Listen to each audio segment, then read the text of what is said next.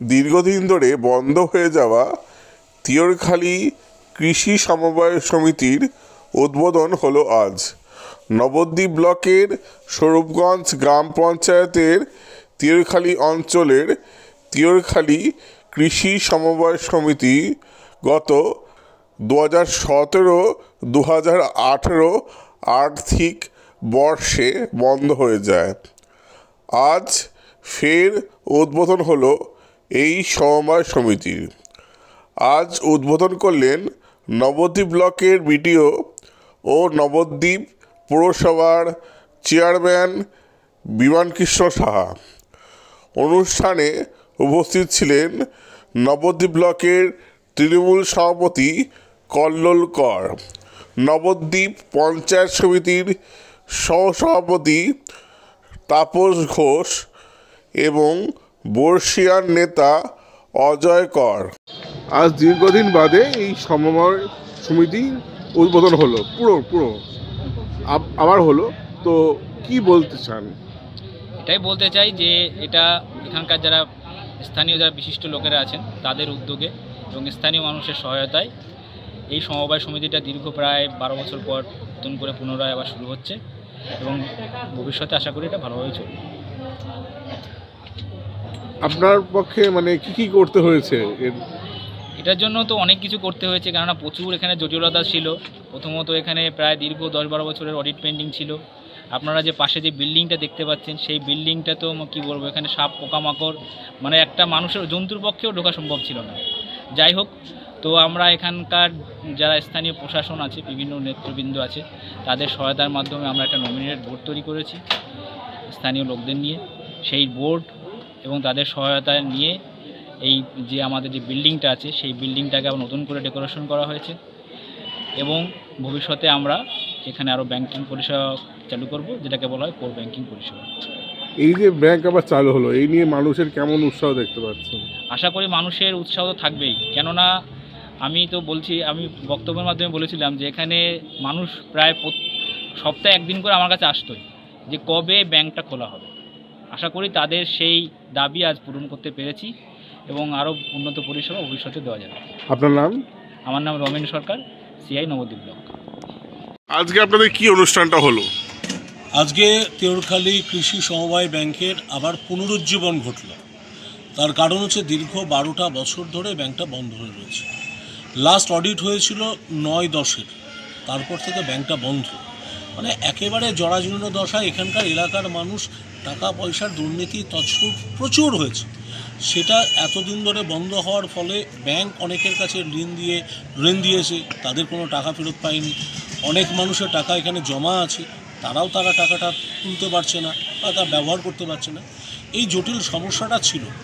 আমরা চেষ্টা করেছি যে খুব দ্রুত সমাধান করে এলাকার মানুষের চাহিদাটাকে গুরুত্ব দিয়ে যাতে তাড়াতাড়ি সমবায় ব্যাংকটা খুলে যায়, এবং অবশেষে সেটা খুলেছে এবং প্রত্যেকটা মানুষ যাতে পরিষেবা পায় তার জন্য নিশ্চয়ই সচেষ্ট হবে এই বোর্ড, এই কমিটি। কবে থেকে চালু হচ্ছে? আজকে ধরুন উদ্বোধন হয়ে গেল, কাল থেকে মানুষ পরিষেবা পাওয়া শুরু হয়ে যাবে। আর যারা যে টাকা জমা রেখেছিলেন তাদের অ্যাকাউন্টগুলো কি আবার? হ্যাঁ, অবশ্যই যারা টাকা অ্যাকাউন্টে জমা রেখেছেন তারাও যেমন টাকাটা পাবেন, ব্যাংক যাদের কাছে টাকা পায় সেই টাকাটাও ব্যাংক তারপর নিয়ে নেবেন। মূলত কিসের জন্য এই ব্যাংকটা বন্ধ হয়ে গেছিল? এই ব্যাংকের সাথে অনেক রকমের একটা রেশন ডিলারশিপ চলে। ব্যাংকের আন্ডারে একটা রেশন আছে, রেশনটা কিন্তু চলছে, সবই চলছে, কিন্তু ব্যাংকের ফাংশনটা বন্ধ হয়ে গেছে। যারা আমানতকারী, যারা টাকা সঞ্চয় করেছে বা যারা লোন নিয়েছে তারা কেউ লোন দিচ্ছে না, ডিফল্টার। ব্যাংকের তরফ থেকেও আগ্রহী ছিল না যে টাকাটাকে আবার ফিরিয়ে নিয়ে আসা, ব্যাংকে ফিরিয়ে নিয়ে আসা, লোন রিকভার করা, এই ব্যাপারে তাদের কোনো আগ্রহ ছিল না। এবং তাতে মনে হয়েছিল যে এই লোনটা সরকারি লোন, তুমি নিয়ে বাড়িতে খেয়ে দিয়ে শুয়ে পড়ো, এই লোনের টাকা ফেরত দিতে হবে না। এইভাবে ব্যাংকটাকে একেবারে শেষ করে দেওয়া হয়েছিল। সেই ব্যাংকটাকে আবার মামাটি মানুষের পক্ষ থেকে তারা, আমাদের বিধায়ক পুণ্ডরীকাক্ষ সাহা এবং আমার চেয়ারম্যান বিমানকৃষ্ণ সাহা, আমরা সকলে উদ্যোগী হয়ে এটা আবার নতুন করে শুরু করার চেষ্টা করেছি। আপনার নাম? কল্লোল কর, সভাপতি, নবদ্বীপ ব্লক তৃণমূল কংগ্রেস কমিটি। কিরকম উচ্ছ্বাস দেখতে পাচ্ছেন? মানুষের মধ্যে স্বতঃস্ফূর্ত উচ্ছ্বাস। দেউরখালীর মানুষ এবং তৎসংলগ্ন মানুষেরা তারা প্রত্যেকে ভীষণভাবে উৎসাহিত এই ব্যাংকটার বিষয়ে। কারণ এর আগে পথ অবরোধ হয়েছে এই ব্যাংকটাকে খোলার জন্য, পথ অবরোধ, রাস্তা অবরোধ হয়েছে, মানুষ চেয়েছিল ব্যাংকটা যাতে খোলে। আজকে আর রাস্তা অবরোধ করতে হচ্ছে না, আজকে ব্যাংকটা খুলেছে, মানুষের মুখে হাসি ফুটেছে। জানিয়ে খুব সংক্ষিপ্তভাবে দু চারটি কথা বলছি। আমরা যে কোনো কাজ, যে কোনো জিনিস শুভারম্ভ অর্থাৎ যেদিন হয় সেদিন খুব আনন্দের সহিত আমরা সেটা পালন করি। একটা কথা, কার্যকারিতাগুলো তিনি প্রশস্ত করেছেন। সরকারিভাবে এখানে আমার সিআই সাহেব আছেন, এই দপ্তরের আধিকারিক, বিডিও সাহেব আছেন, পঞ্চায়েত সমিতি আছে, সর্বোপরি বিধায়ক, তিনি অসুস্থ, এখানে আসতে পারেননি। এখানে পৌরপিতা ছিলেন। প্রত্যেকের সহযোগিতায় দীর্ঘদিনের প্রচেষ্টা আজকে সমবায়টাই একটা দিক উন্মোচন হলো। এখানে শেষ হয়ে গেল বা সবকিছু আমরা করে ফেললাম, ব্যাপারটা কিন্তু তা না। ব্যাপারটা আমরা পা ফেললাম, ঘরের দরজাটা ভিতর থেকে বন্ধ ছিল, সেই দরজাটাই আমরা খুলে দিলাম। আশা করি দেওয়ানখালীতেও আপনারা বিভিন্ন ভাবে সামাজিক অনুষ্ঠান নেবেন, অংশগ্রহণ করবেন, মানুষকে ভালোবাসবেন, মানুষকে সুযোগ সুবিধা দেওয়ার প্রচেষ্টা করবেন। ধন্যবাদ, নমস্কার। সবার কাছে শুভ দিন এই কারণে, এই সমবায় দীর্ঘদিন বন্ধ ছিল, কোনো না কোনো কারণ এর পেছনে ছিলই। সেটা দেউরখালীর বাসিন্দার চেয়ে বেশি আমরা জানি না, কিন্তু আমি প্রায়তই এখানে যাতায়াত করতে করতে কিছু খবর পেয়েছি যে কিছু মানুষের দুর্নীতির জন্যে দীর্ঘদিন ধরে মানুষ সমবায় সমিতির শুভ কাল থেকে বঞ্চিত হয়েছে। তার দীর্ঘদিন পরে যে কাজটা আপনারা শুরু করেছেন সমবেতভাবে, আমি আশা করব খুব স্বচ্ছতার সঙ্গে, খুব পরিষ্কারভাবে, সততার সঙ্গে, নিষ্ঠার সাথে আপনারা এই কাজটি করবেন, যাতে সমবায়ের মধ্য দিয়ে যে সমস্ত কৃষি বন্ধুরা রয়েছেন প্রত্যেকে উপকৃত হন এবং প্রত্যেকে আনন্দিত হন। এমন কিছু আমরা করব না যে করার কাজের মধ্য দিয়ে তার ফল আজকের খবরের কাগজে যে খবরটা আমি দেখেছি বা আপনারা দেখেছেন, আনন্দবাজারে একটি সমবায় সমিতির সভাতে 108টি আসনের মধ্যে তৃণমূল কংগ্রেস 101টি পেয়েছে, বিজেপি 7টি পেয়েছে। কারণটা এটা কার্যে কোনো অপরাধের কথা বলছি না, বক্তব্য হচ্ছে কর্মফল। আপনারা যদি ভালো কাজ করেন নিশ্চিতভাবে সবাই আপনাদের দুহাত ধরে সমর্থন করবে, যদি খারাপ কাজ করেন মানুষ নিন্দা করবে, সমালোচনা করবে, যেটা কাঠিতে হয়েছে। আজকে কিন্তু আপনাদের কাছে আমার অনুরোধ, সবাই মিলেমিশে ভালোভাবে স্বচ্ছতার সঙ্গে সততার সঙ্গে কাজ করবেন, এই আশা আকাঙ্ক্ষা রেখে সবাইকে আমার আন্তরিক ধন্যবাদ, নমস্কার জানিয়ে আমি শেষ করছি। নমস্কার। এবারে বক্তব্য রাখবার জন্য আহ্বান জানাচ্ছি বিশিষ্ট সমাজসেবী মাননীয় সুজিত কুমার ঘোষ মহাশয়কে। এক কথায় কল্লোলকর মহাশয় যখন মাইক্রোফোন হাতে নিয়ে প্রথম বক্তার মিটিং এর শুভ সূচনা করতে যাচ্ছিলেন, ওনার বক্তব্যের মাধ্যমে বুঝতে পারছিলাম নবদ্বীপ যে কর্মবিমুখ ছিল বিগত সরকারের আমলে, বর্তমান মহামারী মানুষের সরকার ক্ষমতায় প্রতিষ্ঠিত হওয়ার পর জল, আলো, রাস্তা থেকে আরম্ভ করে, বিদ্যুৎ থেকে আরম্ভ করে সামাজিক বিভিন্ন প্রকল্পের মাধ্যমে অতি প্রাচীন নবদ্বীপ শহর একটা নবজাগরণ সৃষ্টি হয়েছে। নবজাগরণ কার হাত ধরে এসেছেন? আমাদের প্রিয় বিধায়ক মাননীয় পুন্ডরীকাক্ষ সাহা। লেটার বক্সের চিঠিগুলো পড়ে দেখে নিয়ে কি অভিযোগ আছে, যাতে আগামী দিনে শুনতে নিয়ে চলতে পারে। এই দু চারটি কথা বলে আগামী দিনে আগামী শুভেচ্ছা 1 জানুয়ারি 2025 সালের শুভেচ্ছা জানিয়ে আমার বক্তব্য শেষ করছি। ধন্যবাদ। মাননীয় অমল সরকার মহাশয়কে। আমার পরিষ্কার মনে আছে, এইখানে দাঁড়িয়ে মিটিং করে বলেছিলাম, ঠিক এইখানে দাঁড়িয়ে মিটিং করে বলেছিলাম যে এই সমবায় সমিতি আমরা খুলবই। সময়টা একটু বেশি লেগে গেছে, কিন্তু খুলেছি, আমরা খুলতে সক্ষম হয়েছি, খুলতে পেরেছি। দেউরখালীর মানুষের প্রত্যেকের আবেদনকে, তাদের ভালোবাসার জায়গাকে আমরা আবার খুলে দিতে পেরেছি। এর জন্য আমরা সত্যি দেউরখালীর মানুষের কাছে আমরা কৃতজ্ঞ। এবারে বক্তব্য রাখবার জন্য আহ্বান জানাচ্ছি মাননীয় সিআই শ্রী রবীন্দ্রনাথ সরকার মহাশয়কে বক্তব্য রাখবার জন্য আহ্বান জানাচ্ছি। যখন কৃষ্ণনগর থেকে বিডিও অফিসে যেতাম তখন দেখতাম যে এই সমিতিটা এখানে পড়ে আছে, বন্ধ। দেখে খুব খারাপ লাগতো আমার, যে শুনছি যে প্রায় 10-12 বছর ধরে সমিতিটা বন্ধ আছে। তো এখানে বিভিন্ন কারণগুলো আর আমি এখানে ডিটেলসে বলছি না, আপনারা জানেন কি কারণে বন্ধ ছিল, সেগুলো আপনারা ভালোভাবেই জানেন। তো আমি জয়েন করার পর প্রচুর লোক আমার কাছে আসতো, তারা এসে একটা কথাই বলতো যে এই সমিতিটাকে খোলা হোক নতুন করে, আপনি একটা উদ্যোগ নিন। তো বিভিন্ন ভাবে বললেই তো আর খোলা যায় না, কারণ এখানে বিভিন্ন সমস্যা আছে।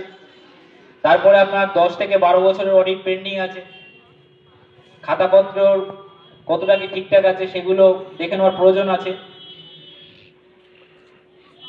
তো আমি বিভিন্ন মানুষের সাথে আলোচনা করলাম, এখানকার যারা স্থানীয় যারা নেতৃবৃন্দ আছে বিভিন্ন পলিটিক্যাল পার্টি, তাদের সাথে বসলাম। তো আমরা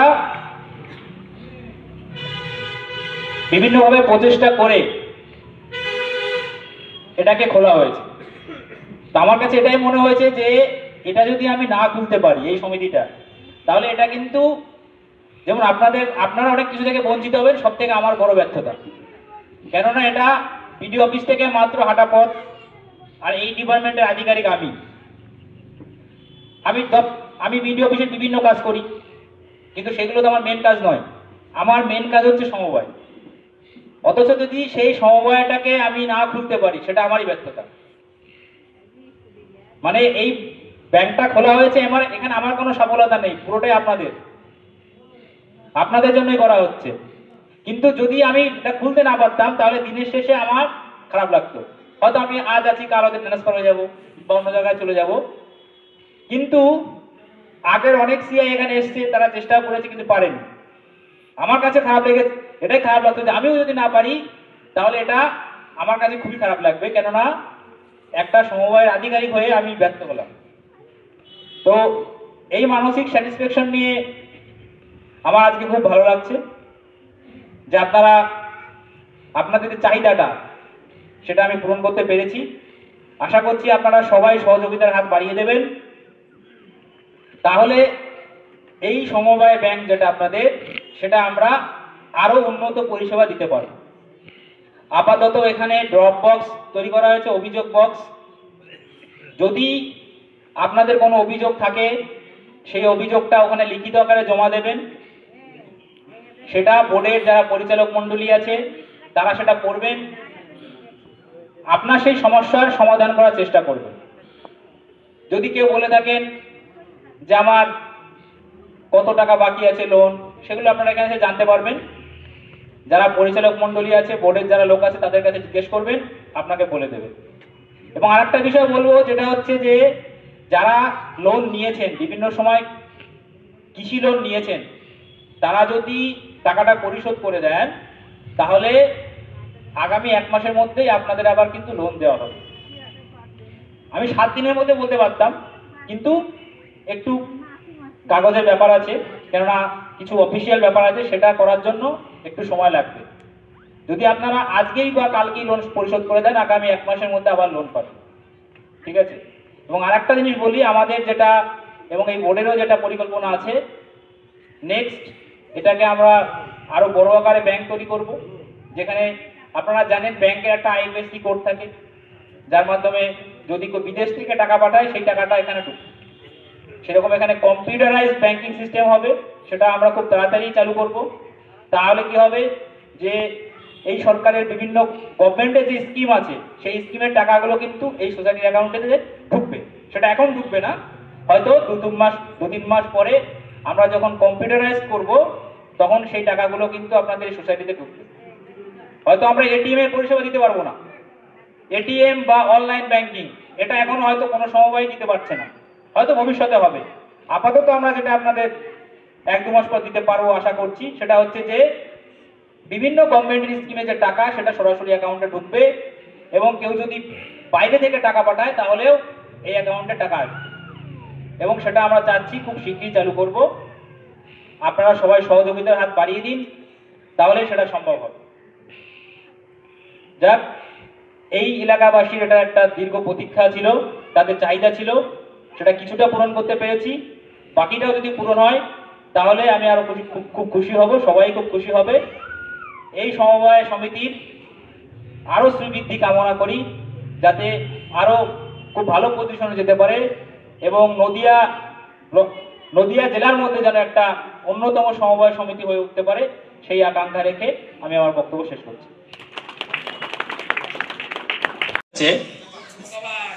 সেই বোর্ডের চেয়ারম্যান হচ্ছেন মিরাজুল শেখ, সেক্রেটারি হচ্ছেন, হাততালি দিন সবাই, সেক্রেটারি হচ্ছেন তন্ময় আহমেদ, সহসভাপতি ঝন্টু শেখ, ডিরেক্টর সাজ্জাদ মন্ডল, সদস্য ডিরেক্টর আয়ুব নবী শেখ। আচ্ছা, এবার আমি এই সমিতির সেক্রেটারি যিনি আছেন